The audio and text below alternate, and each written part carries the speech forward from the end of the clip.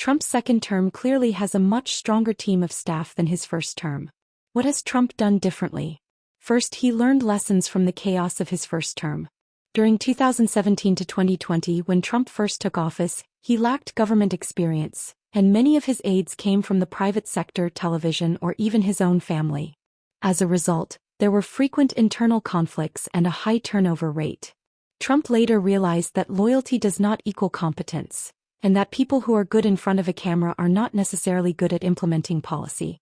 So, in his second term, he has appointed people who are both conservative and experienced, those who can get things done and navigate the bureaucracy effectively.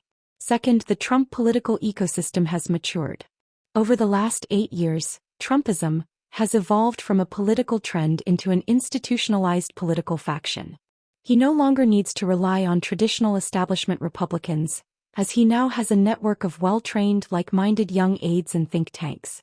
For example, the Heritage Foundation's Project 2025 is a shadow government plan prepared specifically for his second term, which has pre-trained a large pool of qualified conservative candidates for powerful government positions.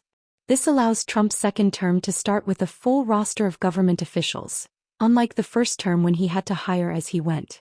Third, internal loyalty and ideological unity are much stronger. In his first term, many top officials came from the traditional Republican establishment, such as Vice President Pence, Defense Secretary Mattis, and Secretary of State Tillerson. Though experienced, they often clashed with Trump's worldview. Most eventually left or were dismissed. In his second term, he has appointed new team members who almost all explicitly share Trump's worldview, hardliners on issues such as the judiciary, immigration, trade, and education. As a result, internal friction is reduced and policy is implemented more quickly. Fourth, his power base is more secure. In 2025, Trump not only won the presidency again but also regained majorities in both the House and Senate. The Republican Party is now almost entirely unified around him, without the widespread internal opposition seen in 2016. This makes it easier to attract high-caliber and loyal aides. Finally, practical interests are drawing more talent to his administration. Many political, business, and think tank figures who hesitated to work with Trump in 2016 now recognize that he is a long-term political force.